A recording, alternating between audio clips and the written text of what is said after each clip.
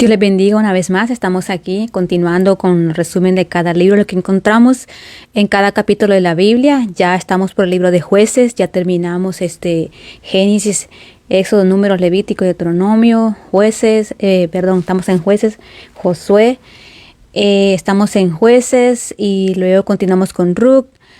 Ha sido una historia muy interesante, ha sido algo muy fascinante, ¿verdad? Todos aquellos que nos escriben siempre, los que están estudiando la Biblia, los que están leyendo la Biblia, y que luego hacemos el resumen. Estoy muy agradecida con cada uno de ustedes, gracias por sus oraciones. Realmente estoy muy feliz en ese sentido porque he recuperado mi salud bastante, entonces me siento de ánimo muy bien, salud física me siento muy bien, así que gracias al Señor que Él nos ha sostenido, ¿verdad? Cuando estamos bien espiritualmente, aunque nuestra salud física no se encuentre bien, la salud espiritual ayuda a la salud emocional y nos ayuda con la salud física. Gracias a todos por sus oraciones, gracias por estar siempre pendiente, gracias por los mensajes. Y aquí continuamos de nuevo, vamos a estar un poco más seguido. Ahora sí, vamos a estar subiendo un libro cada semana, dependiendo del tamaño del libro. Algunos son súper grandes, así que Jueces no va a ser tan grande hoy. Vamos a ver de qué se trata Jueces, qué nos quiere hablar el Señor por medio del libro de Jueces, ¿verdad? Estamos en un resumen de lo que encontramos en cada capítulo del libro de Jueces. Aquí en el libro de Jueces, ¿verdad? Ese es un periodo que Israel perdió el eslabón principal del liderazgo piadoso. Moisés fue un gran líder utilizado por el Señor para sacarlo de Egipto. Luego Josué fue el asistente de Moisés, el que quedó liderando este pueblo y fue el que lo llevó hasta la tierra Canaán. Pero ya Josué para este entonces ya había muerto. Entonces Josué no preparó a nadie como liderazgo, que un sucesor para que pudiera guiar el pueblo. Ya cada pueblo estaba conquistando su tierra en Canaán. Cada pueblo debería tomar posesión de lo que Dios le había dado a cada uno de ellos. Vamos a ver aquí en Jueces que no había ni un presidente, ni un líder, ni un guía, nadie. Estaban dependiendo de Dios. Ahí se iba a ver qué tan obedientes a Dios iban a ser sin tener un líder a su lado, como nosotros muchas veces hoy en día.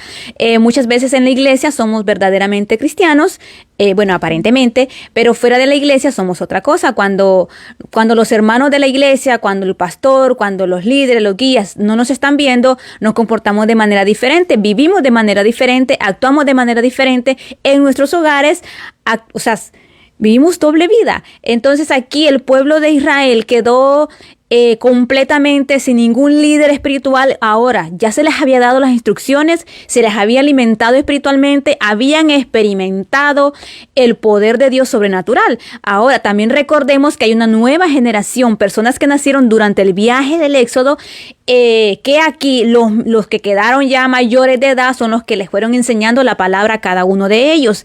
Y algunos, pues lógico, entre sus familias pudieron ver dicho, como nosotros hoy en día podemos testificar a nuestras familias de la grandeza que Dios hace en nuestra vida. Vamos a ver aquí qué pasó en el libro de Jueces. En el capítulo número 1, vamos a ver qué es lo que encontramos. En el capítulo número 1, después de la muerte de Josué, Israel busca al Señor una vez más. Los hijos de Israel consultaron a Jehová y Jehová les respondió, les señaló que quienes deberían continuar con la batalla. Recuerde que cada tribu estaba conquistando su propia tierra. Ya habían entrado a Canaán, pero recuerde que Canaán era como un país que tenía ciudades y había que conquistar cada una de esas ciudades. Entonces cada tribu necesitaba hacer. Entonces aquí en el capítulo 1 vemos que Israel tomó la iniciativa, tomó movimiento y pedirle al Señor la guía de que quién iba a ir a esa batalla. El Señor les contesta y les dice que Judá, en el versículo 3 al 7 encontramos que el Señor les contesta, le dice que Judá va a ir de la tribu de Simón y que va a derrotar al rey, a Berset y a su rey. Le hicieron como él mismo había hecho antes, dice este rey que ellos conquistaron o que derrotaron, este rey era muy malvado. En cada una de las ciudades de Canaán habían personas muy malvadas. Este rey había conquistado 70 reyes y a los 70 reyes les había quitado el pulgar de sus manos y los hacía comer de migajas de su mesa. Y lo mismo que él hacía le sucedió aquí. Ahora, cuando este rey se ve que le quitan los pulgares de su mano y dice que él reconoció que así como él hizo, ¿verdad? Así mismo le hizo, o sea, que reconoció al Dios de los israelitas y dice, así mismo me ha hecho Jehová a mí. A veces es bueno que con nuestro testimonio el Señor se dé cuenta, o sea, que las personas se den cuenta de quién somos hijos nosotros realmente. No es el apellido de nuestra familia, no, es el reflejo de Dios en nuestras vidas. En el capítulo del 8 al 20 encontramos la victoria de Judá en la parte sur de la tierra dadas a Israel. En el capítulo 21 encontramos la tribu de Benjamín que no logró tomar posesión de Jerusalén. En el 22-26 vemos a la casa de José conquistada la ciudad de Betel. En el 27 al 29 encontramos a Manasés, Efraín, que fracasan a sacar a los cananeos. En el verso 30 encontramos la tribu de Zabulón se compromete y adapta a los cananeos poniéndolos bajo tributo. O sea que no conquistaron toda la ciudad, no que se hicieron aliados con ellos, cobrándole tributo, cosa que vamos a ver las consecuencias más adelante. En el 31-32, la tribu de Aser fracasa en tomar una entera posesión de su tierra. En el verso 33 encontramos la tribu de Neftalí se compromete a condicionar a los cananeos poniéndoles también bajo tributo. En el verso 34 al 36 del capítulo número 1, la tribu de Dan fracasa en tomar una entera posesión de su tierra. Cuando no obedecemos en sacar el pecado de nuestras vidas, a la larga van a haber consecuencias que afectan a nosotros y a los que nos rodean. En el capítulo número 2, a lo largo de esta historia le vamos a dar cuenta de eso. El capítulo número 2 que encontramos aquí, en el verso del 1 al 3, encontramos que el ángel de Jehová habla a Israel una vez más. ¿Qué le dice aquí? No me olvidaré jamás de mi pacto con vosotros, siempre y cuando ustedes cumplan mi pacto conmigo. O sea, una vez más el Señor les recuerda, siempre y cuando ustedes se mantengan bajo mi ley, bajo mis decretos, mis enseñanzas, yo estaré con ustedes. Si ustedes no están bajo mi ley, bajo mis decretos y desobedecen mi palabra, entonces habrán consecuencias. Ok, no es que Dios los estaba castigando, es la consecuencia de la desobediencia, porque si el Señor les decía, conquisten completamente la tierra, derraigan la gente que comete pecado, sáquenla, o sea, que no conviva con ustedes, el Señor lo hacía con un propósito y era para su propio bien, como lo hace para nuestro propio bien hoy en día. Vamos a ver en el versículo 4 al 6. Una de las cosas importantes que miramos aquí es que este pueblo era muy idólatra, ¿verdad? Y hacían cosas demasiado asquerosas delante de los ojos del Señor. En el 4 al 6, el pueblo responde con llanto y tristeza. Podríamos decir que aquí estaban ellos como arrepentidos de no guardar la palabra del Señor, ¿verdad? Y entonces Dios tuvo compasión de ellos y el Señor pues les ayudó, ¿verdad? Les ayudó una vez más, les tendió su mano y estuvo con ellos. Aquí el escritor del libro de Jueces recalca una vez más la muerte de Josué, ¿verdad? No es que murió aquí en el verso número 2 de Jueces, no. Es que aquí el escritor está recalcando. Recuerde que es un escritor, los que escribió el libro de Jueces, entonces él recalca la historia de la muerte de Josué. En el verso 7 al 10 vemos la nueva generación en Israel. Como les decía, los nuevos que habían nacido ya estaban creciendo. Del 11 al 13, Israel cae en la idolatría. De 14 al 15, la ira de Dios sobre su pueblo por la idolatría. En el 16-19, el patrón de remordimiento de este pueblo de la servidumbre, liberación de los jueces, no se arrepentía de corazón. Muchas veces nosotros tenemos remordimiento de las cosas malas que hacemos, pero no tenemos arrepentimiento. Cuando una persona tiene remordimiento, puede llorar y puede sentirse triste un rato, pero no hay un cambio de actitud. Arrepentimiento es cambio de actitud y aunque venga la tentación, aunque venga la prueba, aunque venga dificultades, mantenerte firme en tu fe y en Dios, no en la fe del pastor, del líder, del guía, no, es en la fe en Dios, en que tú crees que en Dios va a hacer las cosas, que a pesar de que eres débil, que caes en la tentación, que continuamente te revuelcas en el pecado, creer y tener fe que si tú vienes al Señor con un corazón lleno de arrepentimiento, no de remordimiento, porque el remordimiento es lo que nos hace llorar un momento, un rato, pero luego cuando llega la tentación caemos de regreso. Pero cuando estamos arrepentidos, arrepentimiento trae un cambio de actitud en nuestras vidas. Continuamos. En el 20-23, Dios le entrega sobre su pecado y que sufran las consecuencias de sus actos pecaminosos. Tremendo. En el Jueces capítulo 3, vamos a ver qué encontramos aquí. Las naciones continúan en el territorio de Israel en el verso 1-2. O sea, las naciones cananeas no se fueron. Y el Señor lo usó con el propósito para poder que Israel fuera procesado. Oiga bien, que el pecado que nosotros tenemos muchas veces, Dios puede quitar ese pecado de nosotros. Dios puede hacer muchas cosas, pero nos ha dado libre albedrío que nosotros tomemos la decisión de alejarnos de hacer lo malo, de lo que nos aparta de Dios. Todo aquello que nos aparta de Dios, todo aquello que nos separa de Dios es pecado.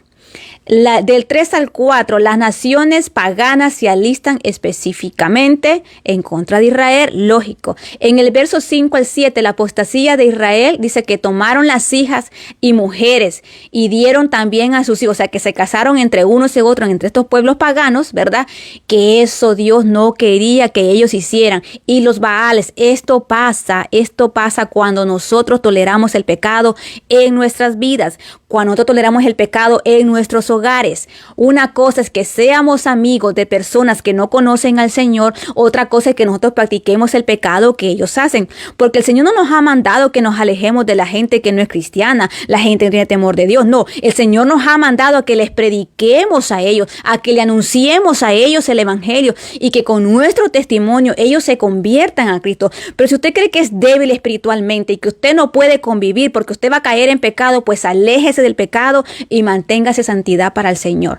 En el 8 vemos que el pueblo de Israel cayó en servidumbre en la primera ciudad, Mesopotamia. Dice que fueron vendidos, dice, a este rey y se declararon como esclavos. Una vez más, el 9 al 11, la liberación de Dios por parte de Otoniel. Los hijos de Israel en estos versículos clamaron al Señor y el Señor levantó un juez en cual los lideró y los libró una vez más. A pesar de que ellos estaban ahí a consecuencia de lo que habían hecho, el Señor les está librando una vez más. En el verso 12 al 14, el ciclo continúa. Israel peca y es vendido otra vez a servidumbre. O sea, en el versículo 9 a 11, Israel es librado, pero en los versos 12 al 14, Israel vuelve a caer otra vez en pecado y es otra vez es vuelto en cautiverio o es vuelto como esclavo. En los versos 15, Dios levanta nuevamente a un libertador. Claro, a raíz de que Israel volvió a clamar a Jehová y Jehová manda otro libertador.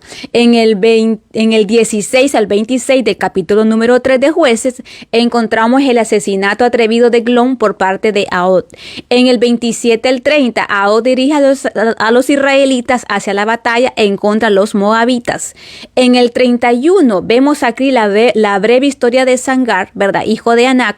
Sangar dice que era uno de los individuos llamados jueces menores, debido a que no fue escrito mucho sobre él, pero aún así la obra que ellos hicieron por Dios fue tan importante en su día que la obra que cualquier otra obra se hubiera hecho por otros líderes.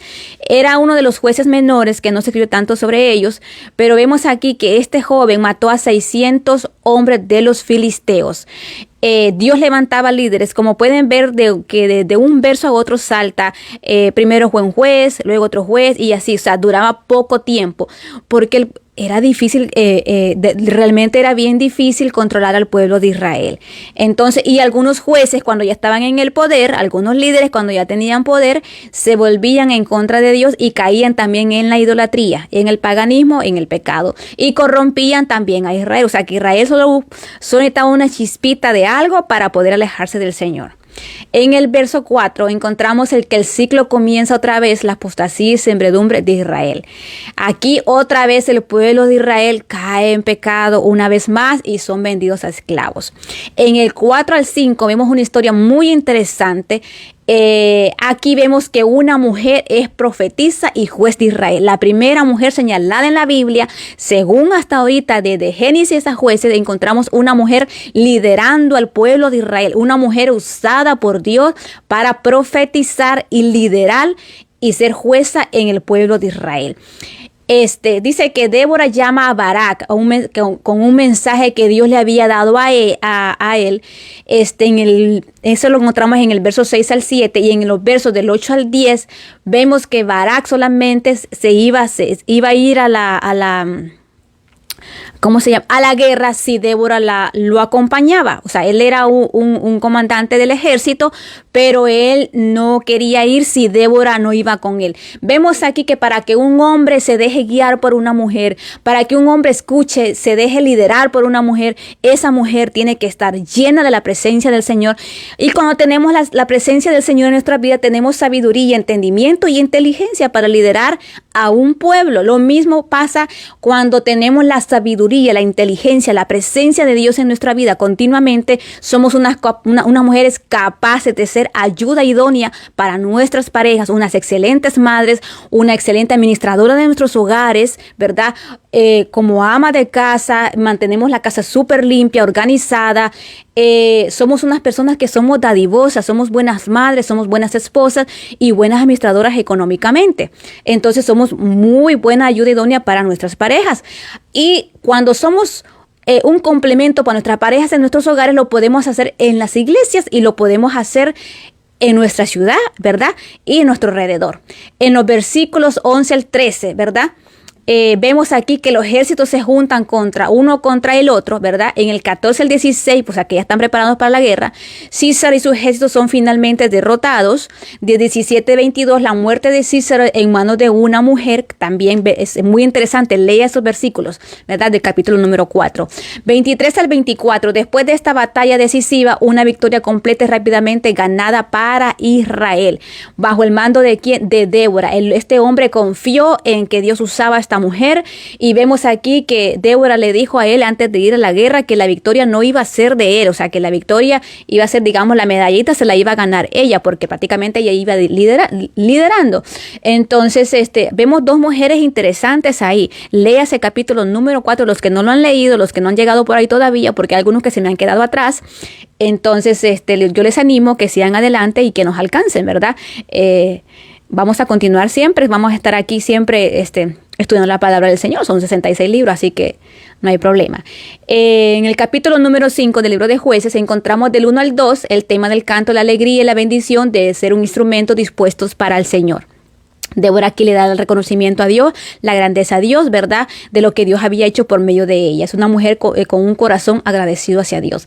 En el verso 3 al 5 recordamos la preservación de Dios hacia Israel en el pasado. En el 6 al 8 describiendo la vida bajo la opresión de los cananeos, ¿verdad? Las aldeas quedaron abandonadas en Israel, habían decaído, confiscaron todas las armas israelitas y no pudieron pelear. O sea, otra vez va decayendo el pueblo de Israel. En el 9, refrenar, dice, Dios bendice por los líderes que dirigen y los seguidores que pueden seguir el mandato de Jehová. O sea, hace un recalcamiento, ¿verdad? De que si el líder se somete a Dios y sigue los mandatos que Dios les dio, van a tener la victoria siempre. En el 10 al 12, ¿verdad? Se hace un llamado a recordar la gran victoria. En el 13 al 18, ¿verdad? Vemos las tribus que ayudaron y las tribus que no ayudaron. En el 19-23, la batalla descrita y el curso de una ciudad que no dio apoyo. En el 24-27, alabanza a Jael por matar a Císara. En el 28 al 30, reflexión de la decepción repentina de los sobrevivientes de Císara. En el 31 encontramos alabanza final a Dios y el efecto a largo plazo de la victoria. No todo el tiempo las 12 tribus estaban en completa armonía. Recuerde que cuando hay pecado en una familia, digamos, pongámosle así, una familia de 12, cuando hay pecado siempre va a haber como cierta división. En el capítulo número 6, ¿qué encontramos aquí? Encontramos la apostasía de Israel que lo lleva otra vez a la servidumbre. En el 2 al 6 vemos los detalles de la servidumbre de Israel hacia Madián. En el verso al 7 al 10 la respuesta del clamor de Israel hacia Jehová. Una vez más el Señor les escucha y los libera otra vez. En el 11 al 13 vemos el ángel de Jehová se aparece a Gedeón, ¿verdad? Cuando dice aquí, es una teofanía, ¿verdad? Que muestra que no es solamente un ángel que habla por parte de Dios, muestra que Dios mismo apareciendo en forma humana, el cual habló con Gedeón. No es que le apareció un ángel con alas y habló con Gedeón, no, es una teofanía y que es en forma humana. El llamado, en el 14 al 16 vemos el llamado de Gedeón para el servicio de Dios. Del 17 al 21, una señal del ángel de Jehová, ¿verdad? Que Gedeón, cuando Dios lo llamó, empezó a ponerle señales al Señor. Aquí lo vemos a lo largo de la historia, ¿verdad? En el 16 en el 22 al 24 vemos que Gedeón reacciona con asombro y adoración a la señal milagrosa porque le fue contestada. En el 25 al 27, quitando la adoración de Baal en medio de él, se va a la idolatría. En el 28 al 32, la remodelación de un altar levanta controversia. En el 33-35, Gedeón junta un ejército. En el 36 al 40 encontramos Dios le quita todas las dudas a Gedeón. Pues siempre que tengamos dudas y que no estemos seguros de algo, vayamos a oración y pidamos al Señor que nos confirme que es el que nos está hablando y que es el que nos está guiando. Todo lo que venga por medio de la palabra, créame, o sea que si usted lo encontró en la Biblia, ese mensaje es para usted. Si alguien más le habla de parte de Dios, entonces usted tiene todo el derecho de venir y decirle, Señor, confirma que lo que la persona me dijo viene de parte tuya, más cuando somos de tomar decisiones importantes en nuestra vida. En el capítulo número 7, del 1 al 3, Dios le dice a Gedeón que le diga a todos los soldados que tienen miedo que se vayan a casa. Se empieza a reducir el ejército para pelear. Esta es una muestra que Dios quiere demostrar a este pueblo de Israel una vez más, que la batalla no la ganan ellos por numeración, porque son inteligentes, porque son no, porque es el poder de Dios manifestado en medio de ellos. En el 4 al 8, Gedeón debe separar a los hombres de acuerdo a una prueba peculiar. En el 9 a 11, que si usted lo lee, la va a encontrar ahí. En el 9 a 11, Gedeón debe espiar el campamento de los madianitas y hallar ánimo.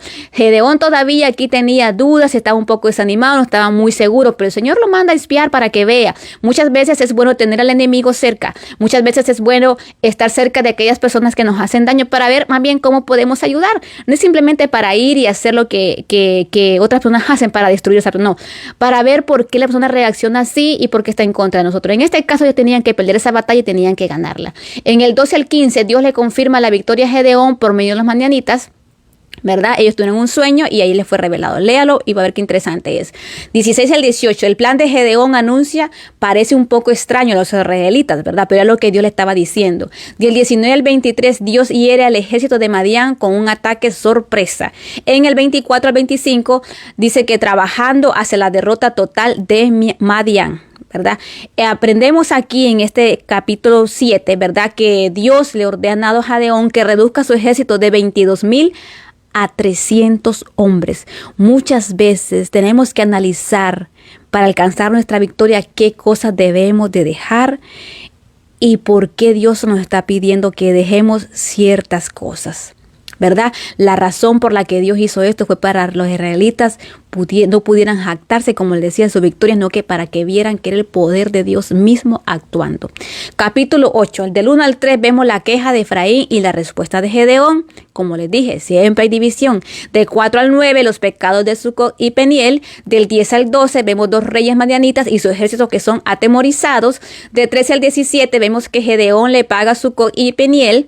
El 18 al 21 vemos a Gedeón le paga a los reyes de madianitas. 22 al 23, Gedeón se rehúsa a ser hecho rey, ¿verdad?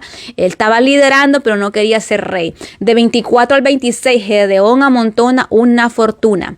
Del 27, Gedeón, utilizando las riquezas que recibió, asumió un rol inapropiado de liderazgo y dirige a Israel hacia la idolatría. Cuando no sacamos el pecado completamente, constantemente vamos a estar cayendo en el mismo pecado. En este caso era la idolatría. Este Gedeón quizá no lo hizo con mala intención, hizo un efod, el cual hizo guardar en su ciudad y el cual eso hizo que Israel se prostituyera en la idolatría. En el 28 al 30, Gedeón asume un harén real, o sea, se hizo de muchas mujeres. Eso es lo que hace muchas veces la riqueza cuando no la ponemos en las manos de Dios. 31 al 32, Gedeón asume o espera un gobierno hereditario. 33 al 35, encontramos que Gedeón de Israel se rebela y hace un pacto con Baal, o sea, se volvió en contra de Dios. Es interesante, ¿verdad?, cómo se describen los acontecimientos que siguieron a la derrota. Porque aquí cuando se van a la idolatría, una vez más el pueblo de Israel queda inseguro, se van a la idolatría y otra vez más son esclavizados. Vamos a ver en el capítulo número 9, del 1 al 3 del capítulo 9 vemos que Abimelech fuerza a sus hermanos a someterse a él. Aquí vemos a uno que quiere gobernar sobre sus hermanos. En el verso 4 al 5 vemos que Abimelech asesina a sus hermanos, exclusivamente 70 hermanos que tenía, los asesinó porque no quisieron someterse a él o ponerlo a él como líder, ¿verdad? En el 6, los hombres de Siquem hacen rey a Abimelech, ¿verdad? Consiguió otras personas que eran igual de él de malvados para que lo hicieran rey. El 7 al 15, la parábola de los árboles. El 16 al 21, Jotán aplica la parábola. La ciudad de Siquem será pagada por elegir a un hombre sin valor y sin escrúpulos. En el 22-25 vemos un mal espíritu entra en Abimelech y Siquem. Esto es cuando andamos haciendo lo malo delante de Dios. En el 30 y 33, el rol de Zebul es gobernador de la ciudad. En el 34 al 41, Abimelech derrota la rebelión de los hombres de Siquem organizado por Gal. El 42 al 45, otra ciudad tremenda. En el 42 al 45, Abimelech ataca a los ciudadanos de Siquem y conquista la ciudad. 46 al 49, la masacre en la torre de Siquem. En el 50-55, el juicio de Dios sobre Abimelech. En el 56 al 57, resumen de la certeza del juicio de Dios. Esto lo encontramos en el capítulo número 9, ¿verdad? La historia de Abimelech se incluye entre los jueces para revelar las lecciones espirituales relacionadas con la vida de un hombre ambicioso y vanidoso, autosuficiente y aventurero, quien tuvo un fin vergonzoso. Fue un usurpador, no un juez escogido divinamente, porque era Dios quien estaba escogiendo los jueces y los líderes, y él quería que a la fuerza a él lo escogieran. Bueno, y lo escogieron y vemos las consecuencias de lo que pasó. En el capítulo número 10, ¿verdad? Vemos más jueces, encontramos a Tola entre el 1 al 2, encontramos a Jair entre el verso 3 al 5, en el verso 6 encontramos la apostasía de 7 lados de Israel, encontramos de 7 al 9 la servidumbre de Israel, o sea, otra vez en esclavitud. Del 10 al 14 encontramos que Israel clama a Jehová y Dios le responde una vez más. En el 15 al 16, arrepentimiento por parte de Israel y la misericordia de Dios se cumple aquí en estos versos. En el capítulo 17 al 18, Israel se reúne pero sin un líder. Nuevamente dice, confiesan sus caminos pecaminosos y se deshacen de los ídolos, comienzan a servir al Señor nuevamente, pidiendo su liberación, pero aceptando que Él puede hacer con ellos lo que quiera. O sea, se rinden completamente a Dios aquí. En el verso número 10, ¿verdad? En el capítulo número 10, los versos 17 al 18. Vamos al capítulo número 11. En el capítulo número 11, en los versos del 1 al 3, el trasfondo de Jafte antes de su levantamiento y liderazgo. En el 4 al 8, o sea, ahí lo que está hablando es de la historia de este joven. En el 4 al 8, los ancianos de Galaad llaman al liderazgo de Galaad. En el 9 a 11, la respuesta de Jefté hacia los líderes de Galaad. 12 al 13, Jefté negocia con el rey de los amonitas. Del 12 al 13, de 14 al 28, la respuesta de Jefté hacia el rey de los amonitas. En el 29, Jefté reúne tropas y avanza valientemente hacia Amón. 30 al 31, Jefté hace un voto apresurado, pensando que ayudaría a causa delante de Dios. Vamos a ver más adelante cuál es ese voto. 32 al 33, Dios le concede a Israel la victoria sobre los amonitas. 34 al 35, un voto difícil de cumplir. 36 al 40, Jefté cumple su voto con Dios. Aquí vemos algo muy interesante, que debemos perdonar a los que nos ofenden. Como les dije, si usted se lee el capítulo número 11 del libro de Jueces, va a encontrar quién es Jefté, ¿verdad? Aquí lo que estoy dando es un resumen, ¿verdad? No le estoy dando una información más profunda, porque nos tomaría más tiempo. Entonces por eso se llama resumen, ¿verdad? Lo que encontramos en los capítulos. Entonces, y sí resalto algunas cosas que podrían ser interesantes. Jefté, ¿verdad? Vemos aquí que a él ofendieron muchísimo y que él perdona. Debemos perdonar a aquellos en forma deliberada nos han ocasionado daño a nosotros. También vemos aquí que conocer los antecedentes del problema antes de actuar. O sea que antes de, como les decía, antes de ver qué es lo que está sucediendo con nuestro hermano, nuestro compañero, nuestra pareja, nuestros hijos, nuestras amistades, en la iglesia, qué es lo que sucede con el pastor, con los líderes, con la hermana que ha instalado a nosotros, veamos el trasfondo de todo esto, porque la gente reacciona de esa manera. La valentía, dice aquí, como les dije, que vamos a ver el voto. ¿Qué voto fue que él hizo? Él hizo un voto que si él tenía la victoria, entregaría la primera persona que salió a su encuentro, y su encuentro fue su única hija. Y la hija le pide con dolor y le dice que por favor lo lleve, ¿verdad? La deje ir a llorar su ¿cómo se llama? Porque ella iba a ser entregada, pues según aquí era como un sacrificio, algo así. Algo otros estudiosos que dicen que era un voto, que ella iba como nunca se iba a casar y iba a estar virgen hasta el fin de sus días. Así que hay dos versiones. Es muy importante ver qué votos le hacemos al Señor y que sean votos que podamos cumplir, porque no podemos hacer un pacto con Dios o un voto con Dios que no podemos cumplir. Vemos en el capítulo número 12, en el verso 1, los hombres de la tribu de Efraín están enojados con Jefté, ¿verdad? Porque él fue a la batalla.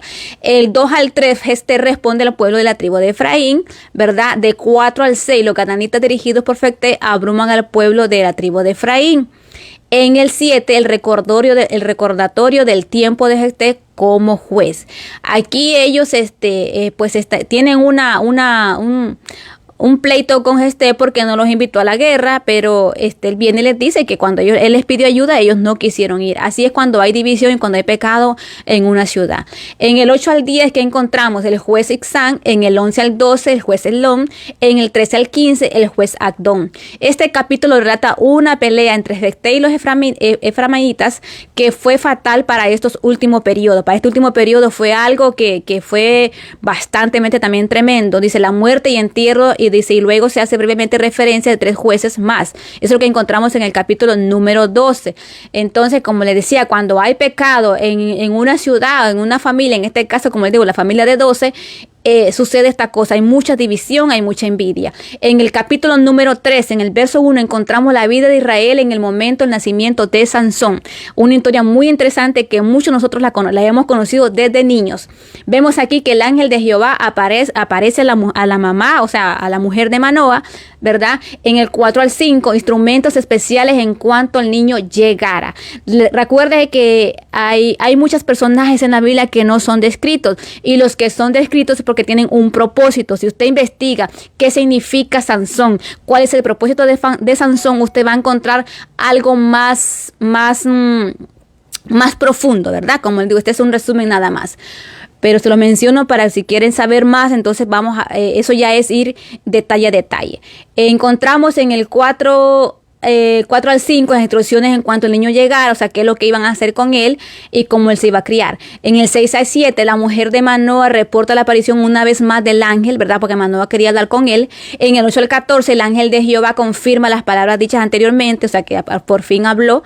En el 15 al 18, Manoa le ofrece al ángel de Jehová una comida. El ángel de Jehová solamente aceptará una ofrenda. En el 19 al 21, el ángel de Jehová muestra su autoridad a Manoa y a su mujer. En el 22-23, la reacción de Manoa y su mujer, vemos ahí cómo reaccionan ellos. En el 24-25, Sansón nace y el Espíritu Santo viene sobre él. Esto lo encontramos en el capítulo número 13. Número 1, vemos aquí que lo que debería ser abstenencia del vino y bebidas fuertes, ¿verdad? Abstenerse de cortarse el cabello durante todo el periodo del continuo del voto nazareno y evitar el contacto con los muertos. ¿Cuántas cosas se le piden? 3 cosas que vamos a ver más adelante qué desenlaza cuando él rompe, o sea, cuando hacemos un voto y empezamos a romper, eso viene en consecuencias terribles en nuestra vida. En el capítulo 14, del 1 al 3, encontramos que Sansón demanda una esposa filistea. Ahí llevamos mal porque no tenía que casarse con ninguna que no fuera del pueblo de Israel. Primer error. En el 4, la voluntad de Dios detrás de las escenas del deseo de Sansón de casarse con una mujer filistea. A pesar de eso, el Señor tiene un propósito también. En el 5 al 9, Sansón mata a un león y come miel silvestre. Primer voto roto. ¿Qué decía ahí? Que no debía tener contacto con ¿qué? Con los muertos. 10 al 11, Sansón realiza una despedida de soltero para los amigos filisteos. Del 12 al 14, Sansón plantea un enigma acerca de un león y la miel. Del 15 al 18, la esposa filistea de Sansón extrae la respuesta al enigma de Sansón y se lo dice a los filisteos, traición hacia su pareja. Del 19 al 20, la ira y la venganza de Sansón. Dios le ha dicho a su pueblo que no una sus vidas estrechamente, particularmente en un matrimonio con los filisteos, como el Señor los pide hoy en día, que no hagamos yugo desigual con personas que no tienen el mismo temor, la misma creencia en el Señor, porque vienen las consecuencias después, y créeme, son consecuencias que, como decimos muchas veces, lágrimas de sangre, lloramos muchas veces por tomar malas decisiones. Pero nunca es tarde para retomar el buen camino, nunca es tarde para tomar buenas decisiones en nuestra vida y poder servir al Señor libremente, ¿verdad? Y en paz, porque no hay nada más que eso. Capítulo número 15, del 1 al 13, vemos aquí la ira de Sansón al descubrir que su esposa ha sido dada a otra. En el 4 al 5, Sansón hiere a los filisteos al quemar sus cultivos. De 6 al 7, los filisteos toman represalias matando a su esposa de Sansón y a su familia. Sansón se venga con los filisteos por la muerte de su esposa. De 9 al 13, Judá entrega a Sansón a los filisteos, ¿verdad? Esta era una estrategia, ¿verdad? Para que ellos estaban usando nomás. 14 al 17, Sansón usa una quijada de burro para matar a 1000 filisteos. El 18 al 20, Dios provee para Sansón milagrosamente. Aquí vemos que cuando cuando el hombre, ¿verdad?, viene hacia Dios, a pesar de que haya cometido errores, que haya caído en debilidad, vemos aquí que Dios siempre responde y nos da la victoria, siempre y cuando vengamos a Él con un corazón, ¿verdad?, realmente sincero ante su presencia.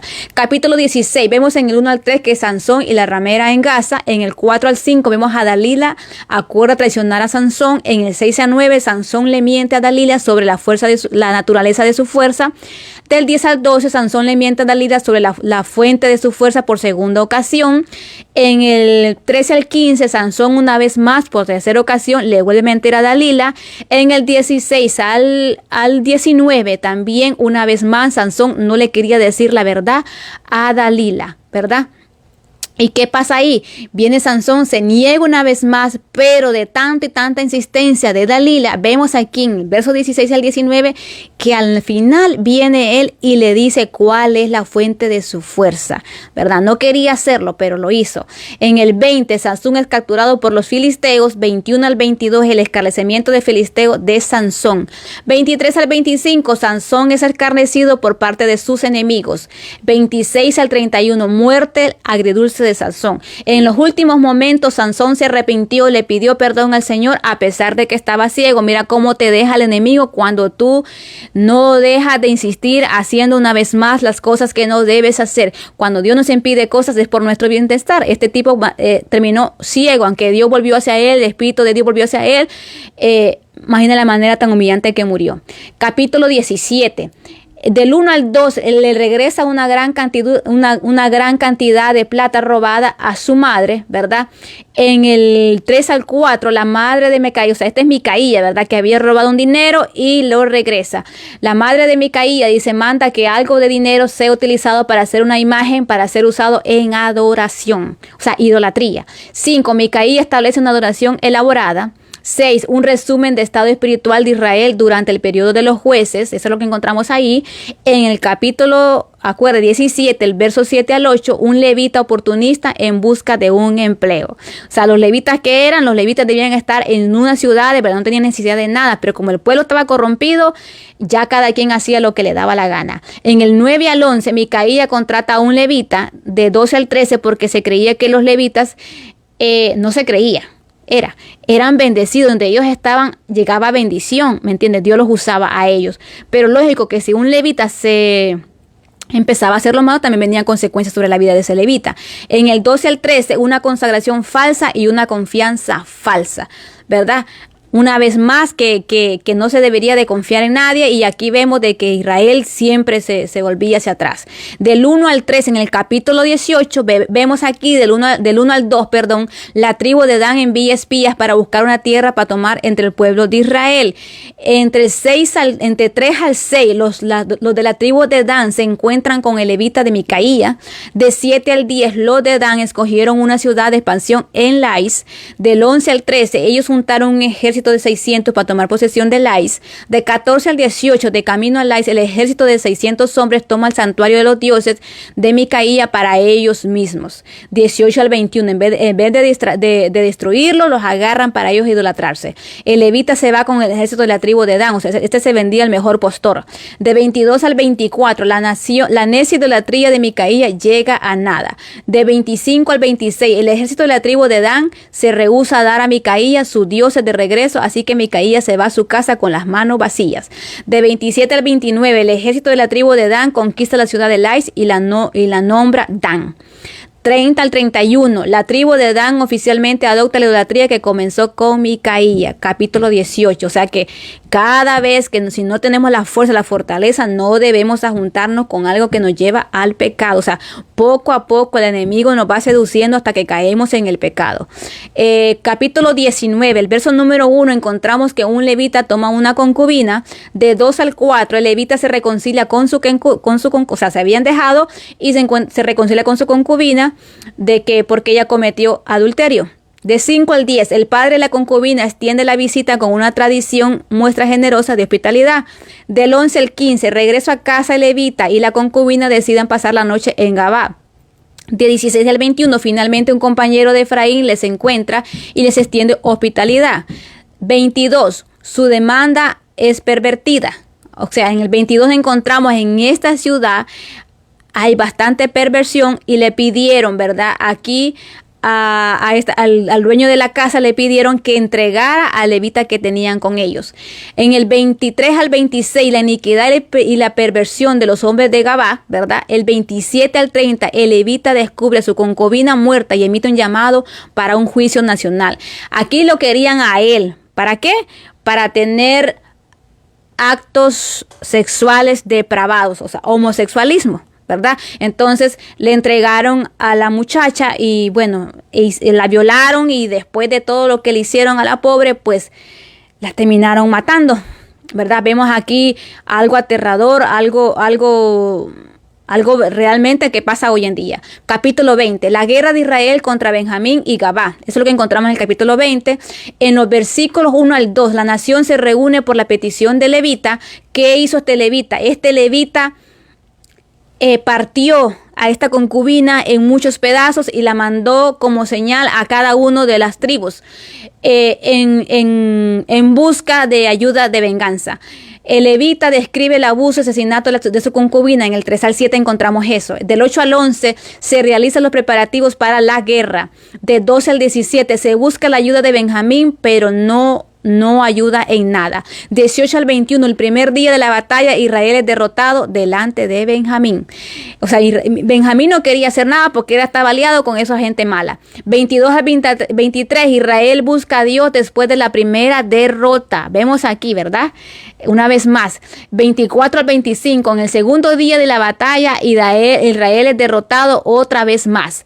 En el 26 al 28, Israel se arrepiente delante de Dios después de otra derrota, ¿verdad? En el 29 al 48, ¿verdad? Ya el tercer día de la batalla, la victoria de Israel sobre Benjamín. O sea que el Señor como que los dejó un tantito ahí, pero al final les dio la victoria. En el capítulo 21, ¿qué es lo que encontramos aquí?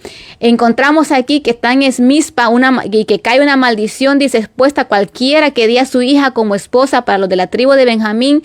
Esto haría que la tribu se hiciera más pequeña. O sea que ahí se pusieron de acuerdo de que nadie de las otras tribus le dieran esposas a Benjamín. ¿Por qué? Porque a Benjamín no los quiso apoyar a ellos, ¿verdad? Entonces no querían que la tribu se reduciera. Pero vemos aquí en el verso 2 al 3 que Israel se cuenta de todo, dice, se cuenta de toda una tribu, dice, que está en peligro de extinción. O sea, vemos ahí que cuando los líderes, o sea, recordemos de que entre el pueblo de Israel habían, en cada ciudad habían levitas, ¿verdad? Que guiaban al pueblo de Israel, aunque, o sea, tampoco podían obligarlos a vivir en santidad, porque si ellos querían rebelarse contra Dios, pues ni modo, no todos se rebelaban contra Dios, pero pagaban las consecuencias los inocentes también. Entonces vemos aquí que aquí se reúnen, ¿verdad? En el versículo 4 al 15 también lo encontramos. Vemos aquí también que están todos reunidos para ver cómo hacen ellos, ¿verdad? Para poder ayudar a esta tribu, ¿verdad? A que no se pierda, que no desaparezca. Entonces, en este capítulo 21 también hay una guerra, y ven aquí que lo que hay en el botín. Acuérdense que en aquel entonces no mataban a las mujeres que eran vírgenes. Entonces lo que ellos se dieron un plan es que las vírgenes que tuvieron de esa guerra se las den como esposa a los benjamitas. ¿Y qué es lo que sucede aquí? Al final vemos aquí que a pesar de que haya división, el amor de Dios siempre nos termina uniendo cuando realmente venimos al Señor. Y me imagino también que el pueblo, que los benjamitas pues pidieron perdón a sus hermanos, porque al final eran hermanos. ¿Qué encontramos aquí, verdad? Encontramos que los moradores de Jabes Galá encontraron una solución, ¿verdad? Para poder ayudar a este pueblo, como lo estaba diciendo, ¿verdad? Y que Dios no nos da la espalda, y que a pesar de que quizás nuestro hermano, nuestro vecino, nuestro familiar nos haga daño, nosotros podemos llevar la fiesta en paz, ¿verdad? Hay divisiones muchas veces en nuestras familias, pero podemos tener, como decir, una separación en amor, algo así como decir, quizás no podamos convivir en la misma casa o en la misma ciudad, pero quiero tener en paz contigo, quiero que mi corazón esté bien, quiero perdonar por mi salud emocional, por mi salud espiritual, y vamos a estar en paz, ¿verdad? Muchas veces se puede continuar en esa relación de amistad, en esa relación de amor, de familia, pero en otras ocasiones no, porque esta unidad solo se vuelve cuando dos corazones, óigame bien, no estoy hablando solo de pareja, estoy hablando a nivel de iglesia también, cuando las personas, cuando el ser humano se une a Dios, se hace uno solo con la iglesia, uno solo con su pareja, uno solo con madre e hija, padre e hijos, con familia. Entonces, cuando estamos en ese nivel donde alcanzamos la gracia y misericordia de Dios y la podemos comprender porque nosotros la hemos experimentado en nuestra vida, es cuando nosotros podemos perdonar, cuando podemos amar, no importa el que nos han hecho. El Señor nos lleva a un nivel espiritual que, a pesar de esa lanza que atravesó nuestro corazón, que esa dificultad que nos dieron, a pesar de que sufrimos tanta humillación, a pesar de que hablaron en mal de nosotros falso testimonio, a pesar de que hicieron tantas cosas para habernos derrotado, para habernos herido, lloramos muchas veces amargamente nuestra soledad por la injusticia de las personas, pero llegamos a un nivel a conocer al Señor que decimos, esto no es nada comparado con lo que Dios hizo para salvarme a mí.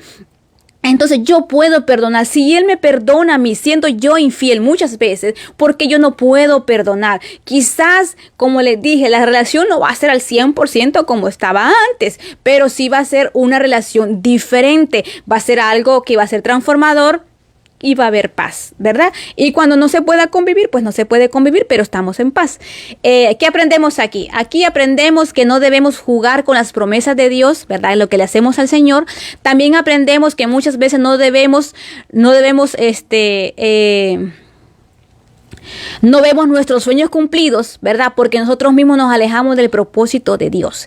¿Qué es lo que sucede, verdad? Vemos aquí a la larga la historia que las promesas de Dios estaban ahí para cumplirse, pero nosotros mismos como humanos nos mantenemos alejándonos del propósito de Dios. Y a veces tenemos sueños que no van con el propósito de lo que Dios quiere que se haga en nuestra vida, lo que hagamos para Él, lo que hagamos en Él. Entonces, cuando tenemos sueños que están lejos de su palabra, lejos del propósito, lo que Dios nos ha entregado, el Señor trata toda la manera para poder alinearnos al sueño que Él tiene hacia nosotros, ¿verdad?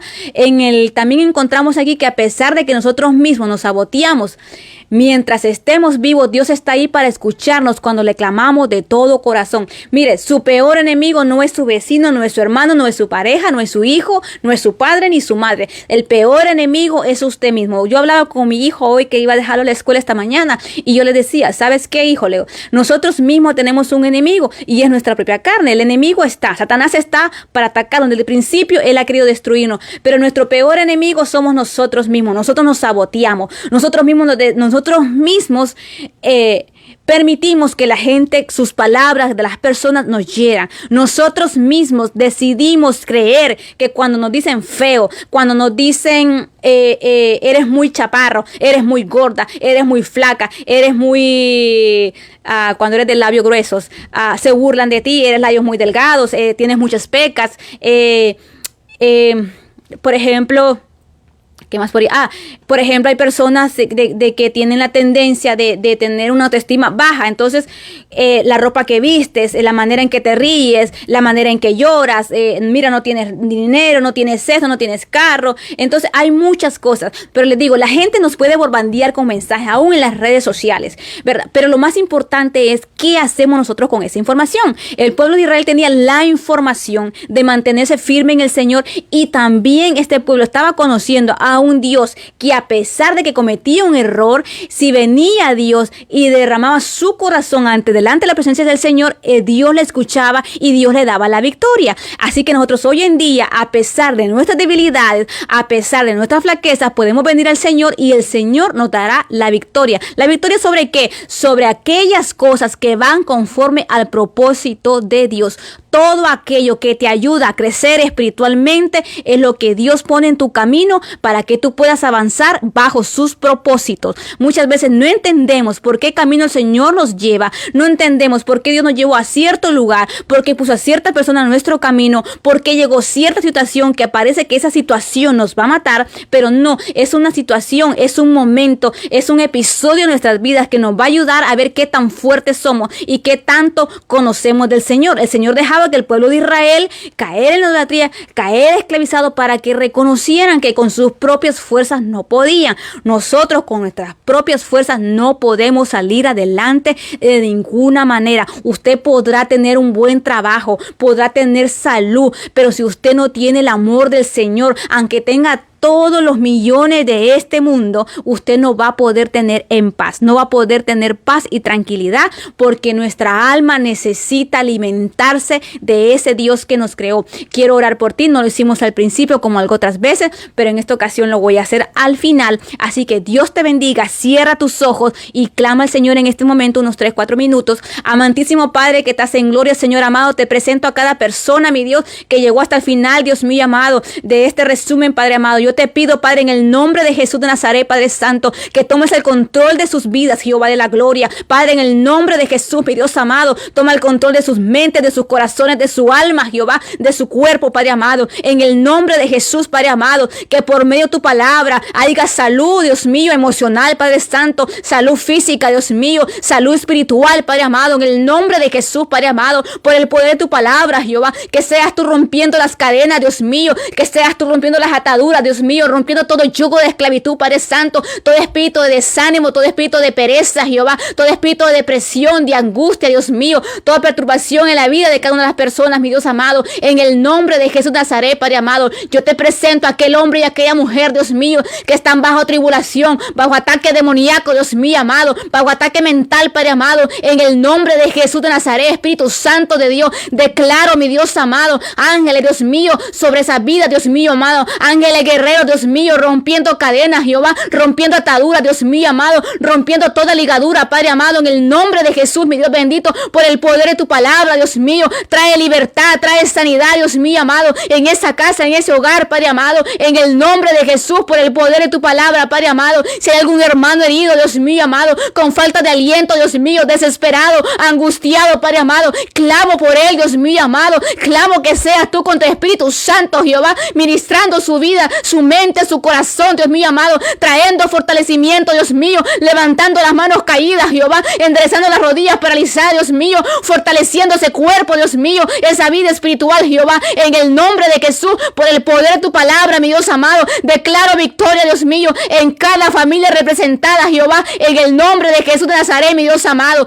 Padre, por el poder de tu palabra, Dios mío amado, yo clamo a ti, Dios mío amado, para toda aquella persona, mi Dios amado, que llegó al final de este mensaje, Dios mío, aquella persona, mi Dios amado, que está necesitada, clamando de ti, mi Dios amado, esperando una palabra de parte tuya, Jehová, esperando la respuesta de su sueño, de su clamor, de su oración, Padre Santo de la gloria. Yo te pido, Padre amado, en el nombre de Jesús, trae fuerza, fortaleza, Jehová, y fe, Dios mío, y confianza en ti y en tu palabra, Jehová. En el nombre de Jesús de Nazaret lo declaro, Padre Santo. Gracias, Espíritu Santo de Dios. Amén y amén. Que el Señor te bendiga. Gracias por haber llegado hasta el final de este mensaje. Quiero animarte que sigamos, ¿verdad? Viene el libro de Ruth, es un libro muy interesante, ¿verdad? Es una historia muy linda, muy interesante. Gracias por llegar hasta aquí. Dios te bendiga.